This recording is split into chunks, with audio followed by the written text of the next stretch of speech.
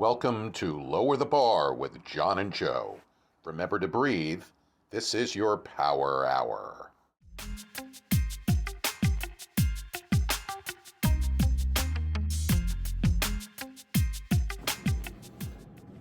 Hi, welcome back.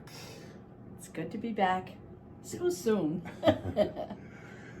And what we mean by that is I am leaving for the West Coast tomorrow, and we wanted to do another podcast because won't be here, and You never know what's going to happen. the eclipse is happening, and we just wanted to get another one in just in case something happens. I don't make it back in time, so we are doing another podcast today, and we did one yesterday. So normally we have a week between them, but we shortened it this week. So we are excited to be back with you, And we have a great topic today What is- that certainly ties in with what we did yesterday.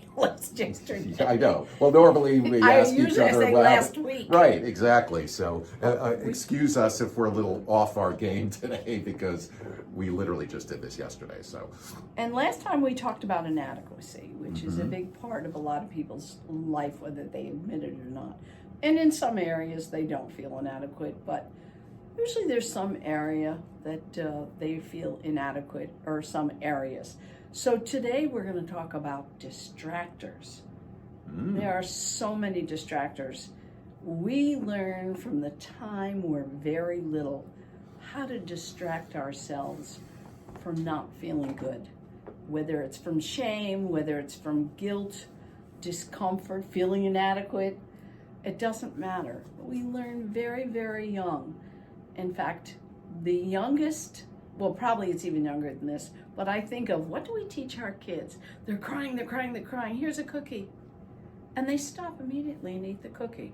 So we're teaching them, when you're feeling sad, eat. well, Something that you like. That kind of sounds like Pavlov's dog. Yes, it does. But that's teaching them you can distract yourself with something that tastes good. If you gave them liver, they wouldn't stop crying. At least I wouldn't. That's very I would funny. cry harder. Yeah. Now, if you threw in some bacon and onions, I might be happy. Yeah, well, I'd eat the bacon and onions, but not the Well. liver. But that's what we're teaching our kids, instead of teaching them how to soothe themselves or figuring out what's wrong. What about adults, Joe? Well, I mean, everybody has distractors. What kind of distractors do we have as adults? Well, it depends on what you're distracting yourself from, of course. Or what's distracting you? Well, that's the same thing, really. Okay. You know, it could be a feeling of inadequacy, but not necessarily. We dealt with that last time. Or how about something simple, like there's something you have to do, and then you begin obsessing about it. Or you distract yourself with a million other things so you don't have to do it. Well, like, again, as there are two sides to every pancake, Yeah. I think we use it sometimes to take ourselves away from it or bring ourselves to it. Absolutely. So, again, just all choice. And I think the first thing you need to look is identify what you're distracting yourself from. If it's something that shouldn't be in your life by your choice, yeah, you need to get it out of your life so it's not a distractor. But lots of times there are things that you have no control over, so you distract yourself. I guess we should give some examples of that. You're distracted. Oh, I can remember when first time I had boys in my classroom. Okay. Because I went to Where are you going with this? I went to a girls' school, but then one summer school I had to go because I only got 78 in my Latin Regents, which is passing, but that was not good enough for the teacher. You're going to summer school. Well, I loved it. There were good-looking guys in my class. I could walk to class with them. Oh, I definitely distracted myself because at the end of it, I took the Regents again. I got 78 again. And I'm sure she was And the thrilled. nun said, 78 again. She made me take it over. What? Yep. So I took Latin 2 3 times. Yes, she did. Wow. I only hoped I failed when I go to school again with the boys. Yeah. So how did you wind up the second time?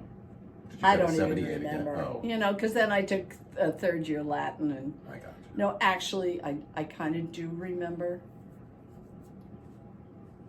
I was outraged. And I said to really? her, I didn't like this nun, and I said, I have to stand up for myself. So one day I said, I had my hand up for about 20 minutes because you had to ask permission to go to the bathroom. Finally I said, I know you can see my hand. If you're looking for me, I'll be in the bathroom and in the library.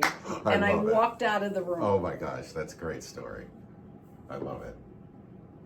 What did she do? Grit her teeth. She was about 4'8". Oh my.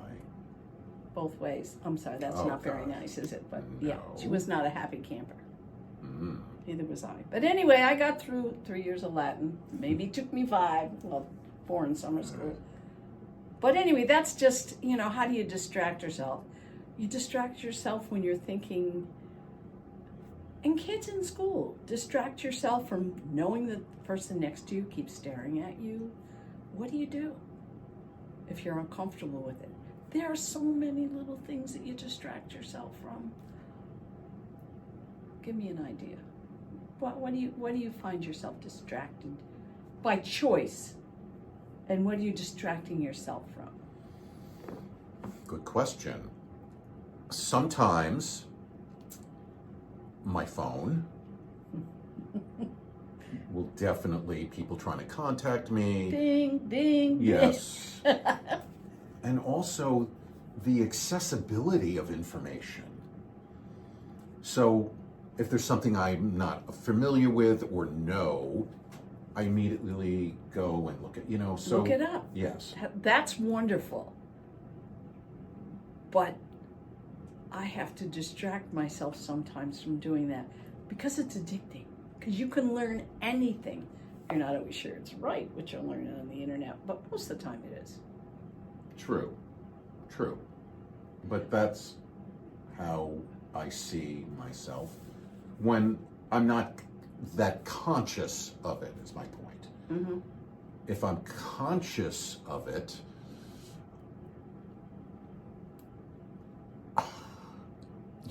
I have to really think about this because in my past, I would avoid certain things. Mm-hmm. But where I've come to in my life now, I find myself less distracted. And let me put this in context. I'm not talking about in the moment where something just takes your attention away or something, but we're really talking about distracting from triggers or things that give you upset and again, remember, there's the flip side of that pancake, things that are good. There's healthy distractors and unhealthy Exactly. distractors. So We'll talk about that. So when it comes to unhealthy distractions, I find myself now in my world and in my life doing that less because I'm much more now willing to look at who I am and change my responses or change my behavior to something that happens to me. I look through a lens of benevolence now in a very different way than I used to, which is really interesting because as you level your up, so to speak, or you bring awareness of yourself, of higher consciousness, those distractors become less and less as you become more aware. Mm-hmm. Because you're so focused inward and working on yourself that awareness of them seems to present themselves to me more now. Mm-hmm. I'm not going to talk for anybody else but myself. So I have awareness now of those distractions much more than I did in the past. So it's easier for me now. Mm-hmm. To identify them. Yes. And to and deal that's with really them. important. Well, that was it. Once I was able to identify them, I could work on them. If I didn't know what they were, and a lot of times, it's not that I didn't know, I didn't want to know. Okay, right. And that's really... step one. Identify the distractor. Identify, is this a healthy way to avoid something? Right. Or, for example, if you're drinking too much, or you're staying out really, really late and then exhausted the next day, what are you distracting yourself from? Or what are you setting yourself up for? Right. Because we can tie that into what we deserve, what we feel we deserve. So we could use and leverage that narrative to create those distractions, create self-sabotage, because this is what we do to ourselves. A lot of us do this. I used to do that to myself all the time because I didn't feel I deserved, because I never knew how to receive love, so I didn't understand that at all. So it took a lot of working on myself to understand that for me. And like I said, now identifying those distractions become much easier because I have topic awareness. I have an understanding of how my life unfolds now, much better than I used to. And I embrace it more now. I didn't before. Like I said, there was a part of me that didn't want to see it and look at it. I was uncomfortable with it. Well, I think that's what distractors are in a negative sense. They're keeping you from looking inward at what the problem really is. Yeah. Yeah. It's protecting myself whether in it's a sense. keeping, Or that part, well, I mean that part of me that's from Teflon. dealing with it. Yes, yeah. yes, from exactly, dealing with it. exactly. Yes, because dealing with it can be a whole other ball game. Yes. Yeah. And people do that. They do that, in particular in relationships. Drink, so they don't have to interact. Yeah. You insulate yourself. Or cheat because they think, then I don't have to deal with the situation at home. And that's really a distraction from them dealing with the situation at home. True, but there's also a sort of selfish energy in that narrative, too. Well, of course. But I'm bringing that up to point out that these types of distractions can be very self-destructive, is my point. Oh, absolutely. Yes, and I think we need to identify that. Yeah, absolutely. Well, obviously not all distractors are. When is it appropriate to find a distractor that's positive? Maybe your child is suffering from cancer and the stress is overwhelming you, or your spouse is hurting, or I think things that impact you emotionally, that are painful. That's when maybe those distractions can be an actual act of beneficial, yes, if they're positive distractors. Right. Yes, not drinking alcohol, taking right. drugs. Exactly. Well, that's numbing. We're talking about awareness as Yes. opposed to medication. Yes. Self-medicating. Finding something to do to pass a couple hours that are very emotionally painful. Exactly. It doesn't matter what it is. Write a letter, bake something, plan, write, read. True, but I think positive distractor. Yes. But I really need to bring this point up, that everything that happens to us is intentional and has a purpose. And when we look through that lens, then we can begin to take ownership. So as uncomfortable as those are, and we do distract ourselves because it helps us navigate and get through it, at some point we need to look at those distractions to move through whatever we need to work on. But again, there's steps getting there. It's not like we just let go and all of a sudden we jump into the deep end of the pool of self-care. You know, this is sort of bringing awareness so we can get ourselves there. And there are so many distractors. Think of teenagers.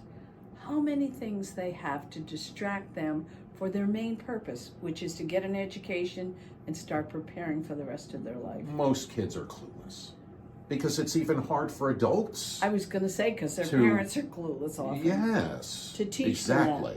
Exactly. So this is a very, very, very difficult issue in our ascension, in our awareness of ourselves. This is one of those harder kinds of dynamics that we need to work through. But if we want to elevate our consciousness, if we want to bring awareness to ourselves, this is the kind of work we need to do to get ourselves there.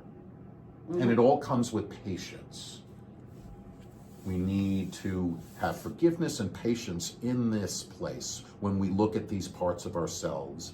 Some of them might think they're dark, others might not, but it's that part of ourselves that we need to look at and just hold space. It's that human part. Exactly. And how I wish that this book was being taught or read together, and conversations were being had about the purpose of looking inside and thinking about distractors. Mm-hmm. Because there are very few kids who get through their teen years without saying, oh, I was invited to that party. When I got there, they were drinking, and maybe they were smoking pot, or they were doing some other drug. And I just felt I didn't belong there, but I didn't have the courage to leave. So I had a couple drinks, and then I had courage to do something else, maybe even have sex. These are distractors because you're so uncomfortable not being the average of the group you're with. Well, it's that need inside of us to be validated, and to be part of the group. Yes, and then having discernment. And that's a difficult narrative at that moment. Yes, that's why it has to be taught in the home. It really does. That you don't ever have to feel that way. If you're not comfortable with what's going on, call us. Yeah, but you know what, Joe? I'm not going to say everybody, but a lot of people don't deal with their feelings. So that environment isn't promoted at all. That's it's true. Repressed. Because you would have to say, this is why your father's an I alcoholic, feel. or your mother. You know these. So this is a very touchy kind of. it really You is. know, you're walking on eggshells here. There's a real thin line between awareness and pathology. But it's so important to talk about. Well, of course, but again, a lot of, especially kids, and you talk about bringing this awareness in the home, that their parents have no interest in this. They don't Yes, want to. and their parents don't even have the awareness. Right. So how do you? And if they went navigate home and that? said, I wanted you to pick me up because the kids are doing, well, I'm going to call their mothers. I'm calling the school. Yeah, I do. I can see how it's so difficult to be a young person today, at least a teenager. Oh, I think Because- it's always difficult to be a teenager growing up. But there's more things now that Well, than when we were distract young, them yes. from what their parents think their goals should be, which is just getting an education and preparing for the future. And getting socialized. They're getting socialized, all right. Uh-huh. You know, again, with computers and the internet and our phones, their access Yes. to everything good and mostly bad that they focus on. Because remember, when you're young, you don't have much discernment. Mm-hmm. You know, you're like a puppy. And you have a lot of You free know, time they in make your a lot room of with your mistakes. phone. Yeah. And now, I mean, you know, kids are glued. It's an appendage. And that's the biggest distractor. Mm-hmm. It absolutely is. And because everyone around you has access to you now with the phone, because almost everyone has one, it's almost like you're on stage. So it's more than a distractor to have a phone. You're almost listening to what everyone else is saying about you. Imagine how difficult that is. It's probably harder today than any time in our Oh, existence. absolutely. Mm-hmm. You know, the human condition deals so much with validation and needing validation, and so much behavior comes out of needing validation. We don't need to get into how you reinforce that, obviously, you know, paternal and maternal energies and all that, but it's that need for validation that keeps us sort of in this loop too. Mm-hmm. And that's very difficult, especially as an adolescent, as a child, as a teenager, because your whole existence is based on peer pressure and validation. And you look at how many adults spend most of their free time married with children and playing games when they're home. They're online. They're online all the time. The parents. The parents. Yeah. Usually the male. Probably not always, but very often the male. Mm-hmm. Playing games all the time. These kids have to interrupt him. Mm-hmm. Which Well, actually, it's very sometimes- funny because that was my father. He came home, went right into his office, and all I could hear was that typewriter all night. You know, tapping those keys all night long. And that's, you know, but again, that's taught. behavior. Mm-hmm. I know when my kids were little, one of the rules I had, a strict rule I had, is that we all had dinner together. Mm. And it got to the point, because they were all teenagers at one time, that I said, when we come to the table, no negativity. Let's all say one nice thing about the day and about somebody else at the table. And they thought, that is so corny, Mom. But you know what? It turned out to be very nice. I'm sure it did. It did. That's great. It turned, and many times my husband wasn't there because he was working evenings. Or he was sleeping because he had to go on night duty. Mm. But we still did it. But of course that ended when they were about 16 because they wanted to get jobs, and they did. Right. I never experienced that narrative in my home.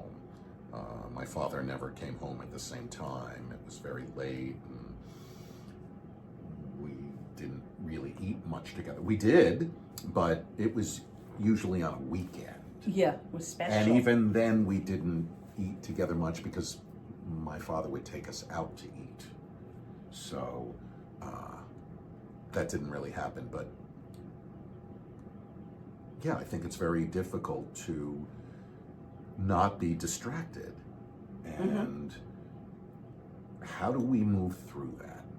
What do we do? What can we manifest and create a supportive environment in our household for our families that will promote that? We can teach our children. There's 3 steps involved.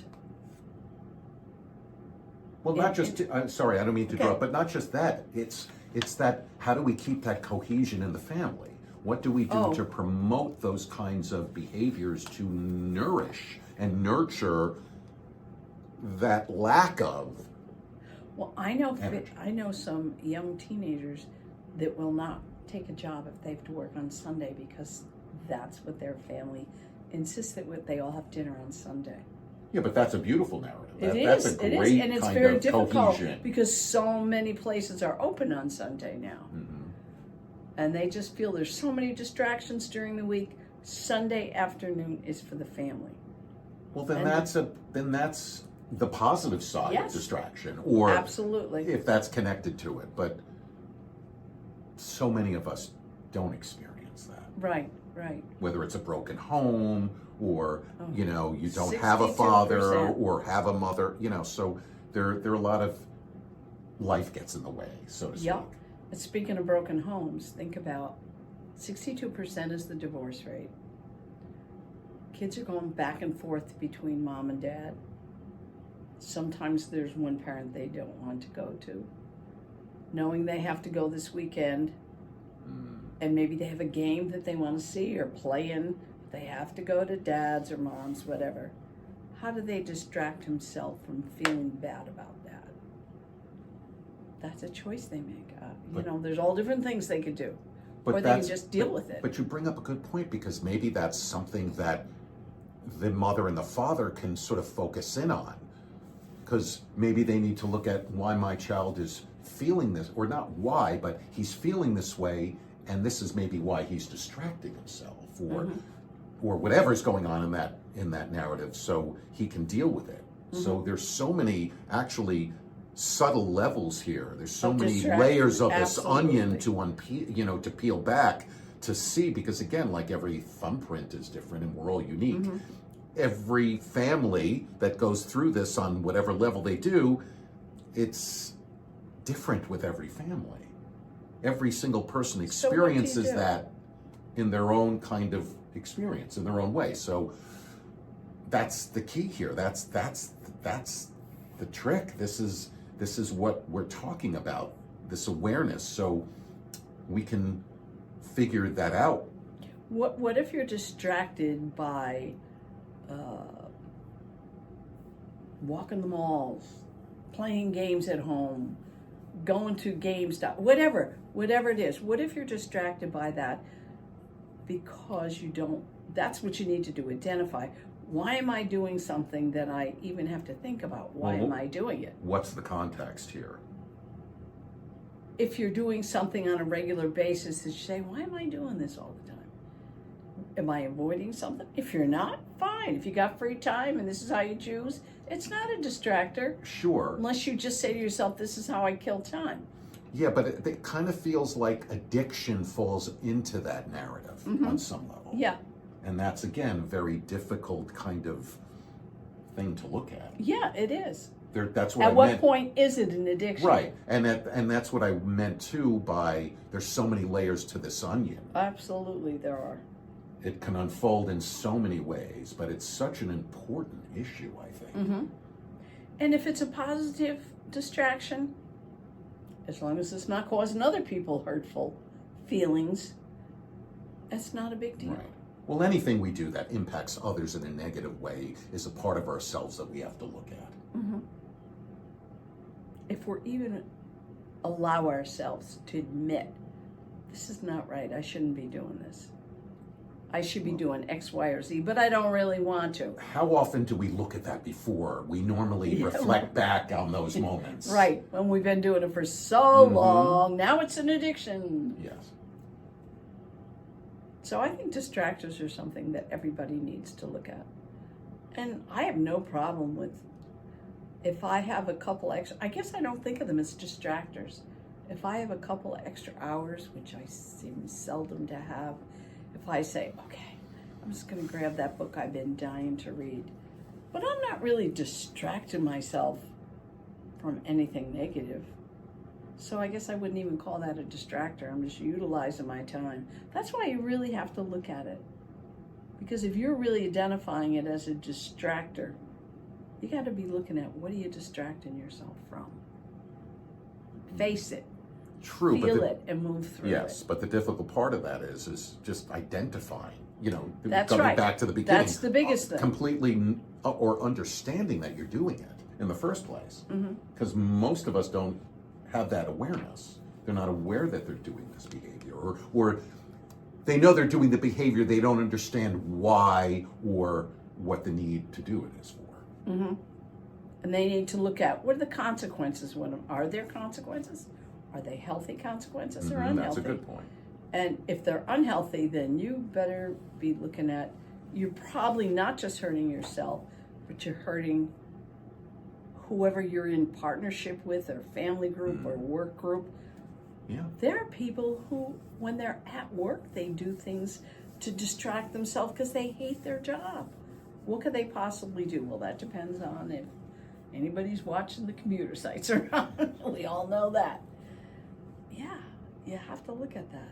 Or they don't come home from work for a couple of hours. They go to a bar on their way home, or they, I don't know what else they might do. Well, I want to share something personal. I'm not going to go into detail, but I was in a relationship and scenario where that was the case. And I would find things to do just to get home later, so I didn't have to feel the energy or the anger or the upset or whatever was coming up for me. And I would do things to make my day last longer. Yes, exactly. But then, was that the cause of the anger when you finally got home? Because you didn't come home when you were supposed to. No, It was just general? Because I could craft it in a way that I didn't feel the flack of that. But that being said, it still was an issue for me. Yeah. And that's got to be very stressful every day of your life, to be thinking of ways not to have to go home. But I bet there's millions of people that are like that. Oh, I know there are. There's no question. I can't imagine how that must feel. And let me just say that is not a place to live. No, that's a very good way to put it. That emotional place of being is very, very, very destructive, because you want your home environment to be a sanctuary for you, whether it's spiritual, emotional, physical, on all levels. So if there's that kind of energy about where you go and rest and sleep and eat and communicate, you're creating an energy that is not going to propel you forward. It's going to keep you in the muck, so to speak, keep you in the depths. You're vibrating at a lower frequency when you succumb to that narrative. You're making a choice to say, this is where I'm choosing to be, which is, again, a lower vibration. Absolutely. When you acknowledge that and begin to take steps to get yourself out of that scenario, you begin to elevate your vibration. Absolutely. In the therapeutic community, that is called trauma bonding. I'm very familiar with that. Okay. Get yourself so used to it. Doesn't mean that you're going to stay there forever, but it just becomes you have a way of moving in and out of it. Well, you think it's your safe place, but it's really a false sense of security. And do you ever really think it's your safe place? Consciously, do you use those words? Or is it an No, yes, consciously you use it, but your subconscious knows differently. Yeah. This is how you justify it for yourself. These are the excuses we make in our lives to distract. Because again, the environment is too painful. So we don't want to look at that. And again, sometimes it's where we live, as opposed to a metaphor or work or relationships. It's our home. And that's what's very destructive as well. But there are some distractions, if they're healthy ones, that are good. Like, let's say your loved one just died, and you don't want to be thinking about it. But you need to, you're distracting yourself by going out with friends, going through the belongings, and little by little, the distractions are less and less as you adapt to the new what's real. Right. But that's the polaric end of that narrative. Right.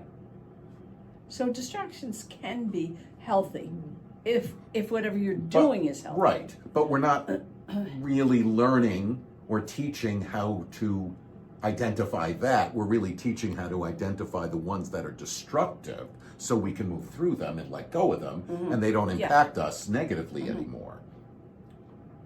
Yeah, we're learning how to look at what is the cause of it and move through that. How am I going to deal with this cause of me wanting to distract? And it's all choice. Understand that we all have the choice. That's right. And we can choose to change that paradigm, or we can choose to live in it. And some of us choose to live in it, and that's okay too. But just understand what you're doing to yourself and the choices you make. And try not to beat yourself up about it. Again, if I can share with our audience and our listeners, when you just let whatever is going on, good, bad, ugly, indifferent, fabulous, if you just let it be and just sit with it, don't think about it, don't try to change it, just sit with it and be present, you'll move through it. And if you don't move through it, that's choice, but you'll have some kind of understanding of what's unfolding. The minute you try to figure it out, and it's distraction too, because some of us have a billion thoughts running through our head and trying to figure this out and make this happen or do that. That's again a distraction. And sometimes our subconscious maybe doesn't want to work on it. So well, that's different. But these are all mechanisms of that narrative, Joe. Usually when you choose, I'm not going to deal with it, you already have awareness of what the problem is. Well, of course. So I think you need to think about, why am I doing this all the time? Look at it. Maybe you weren't aware of what you're avoiding. Right. It's a huge topic. It is. But I think we talked a lot about it. Yeah. Positive and negative. And in our short show. And we want you to just use the information however it may serve you. Yeah. So we're so glad you joined us. And the next time we have a podcast, I will be back from Southern California in the desert, and we will already have had the eclipse, and can't wait to share and talk about everything that went on and all the energies and that. So we'll see you next week. Thanks for joining us. Yes, we are so happy that you took the time, and we are so honored for the privilege of your time. So you guys have a great week, and we will see you on the rebound.